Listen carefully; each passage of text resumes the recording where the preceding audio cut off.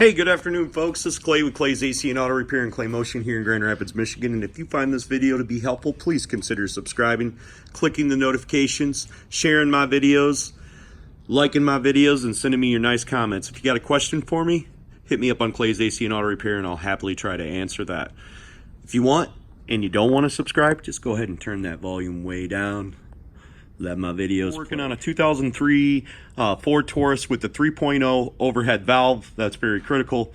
They have an overhead valve 3.0 and an overhead cam 3.0, which generally says OHC on the side of it. This is for the overhead valve version of that. We're going to go ahead and remove the AC compressor. And how we did that is we had three 8mm nuts that were holding this plastic shroud on here. And we had a couple of 5.5mm screws that were holding these things on, and some back in here, compressor, which is right up inside there. But I think we need to work from this position more. So we've got the screws out of there.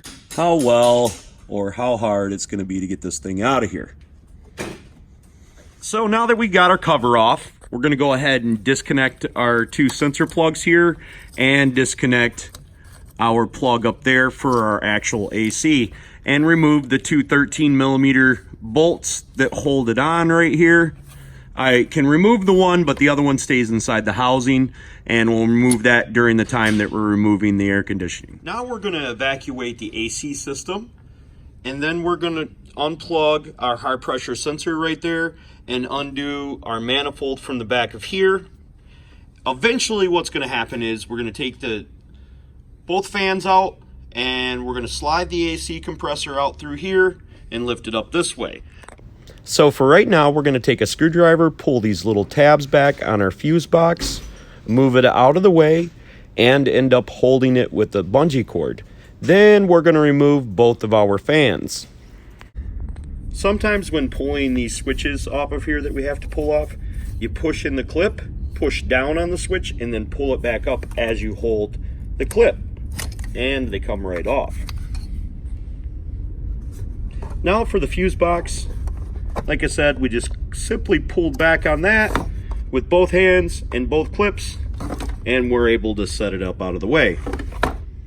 Now we're going to undo two 8mm bolts that hold our fans to the radiator assembly. We're going to take our plastic connectors and pop them out of the connection so we can easily remove the fans. We can actually remove the entire grommet with the bolt out of there, then it won't get caught on things as we're pulling the fans off. Undo them by sticking a screwdriver in the side of here and getting down in the crack and twisting the screwdriver a little bit and lifting up and pulling out on the connector at the same time. That allows us much easier access to the 10mm bolt that holds the manifold on. Make sure you've evacuated your AC system, and the two 13mm bolts that hold the compressor in. Once we have the system evacuated, we can quite simply just use a 10mm quarter drive deep well and a regular ratchet and remove the bolt. Now we're going to remove the high pressure side of the AC, maybe this low pressure, I don't know, but this big line right here. We're going to remove this clip right here. We're going to insert the 3/4 inch fuel line remover tool in there, and as we insert this, we're going to push the line this way, and then we will pull it off.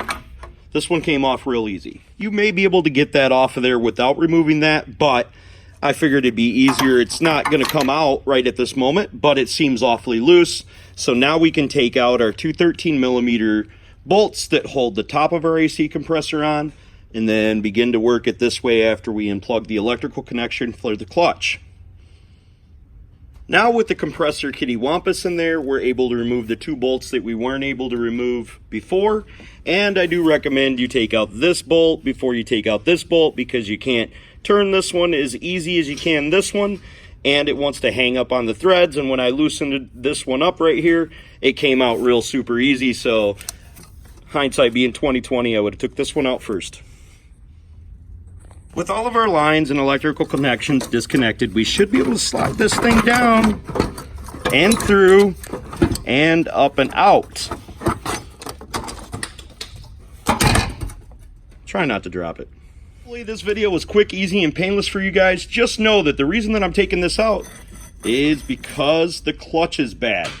So what I'm going to try to do with this lady's car, because she said she didn't care about the air conditioning, didn't want it to work, and didn't want to spend the money, is I'm going to try to remove the clutch and actually loosen this up a little bit so you guys can continue watching. I appreciate you very much for watching. Hopefully you guys will just let the video play on through. If you're not looking for me pulling this clutch back, subscribe, share, click the notifications.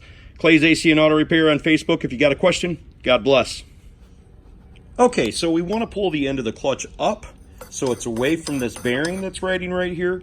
So most clutches work like this on air conditioning compressors on automobiles. There was an 8mm screw in there, but if you look down inside there, you can see two different sets of threads. Okay, one, if you screw a little bit bigger bolt inside there, it'll push against the arbor and pull this back up and then release it from the outside of there, and you can actually just leave this whole part on there. In the vehicle, we couldn't get the bolt out, get to it and work on it, so that's why I pulled it out this way. Sorry, I don't know what pitch thread this was. We're actually working on a Range Rover right over there, and there was a bolt in there that screwed in there real well and pulled that up. So I screwed that out of there.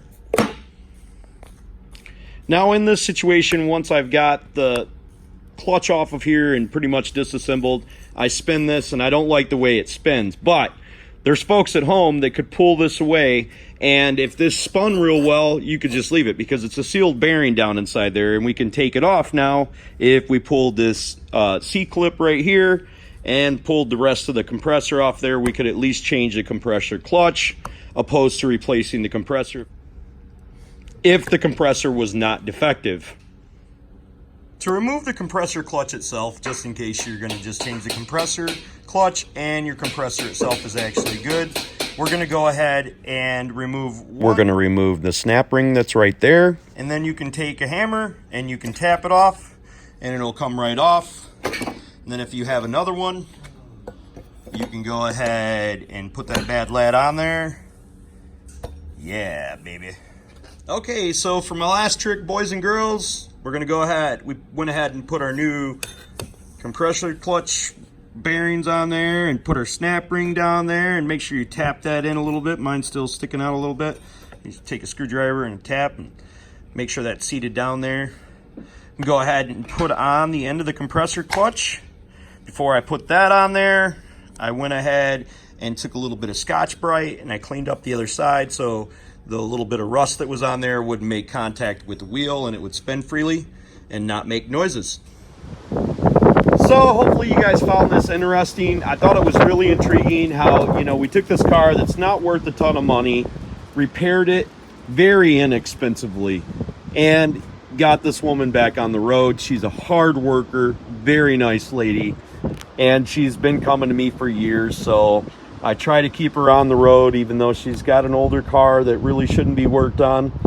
It's still worth doing it. So hopefully that helps you guys out at home, and you consider subscribing to my page, clicking the notifications, sharing my videos, liking my videos, and sending me your nice comments. If you got a question for me, hit me up on Clay's AC and Auto Repair.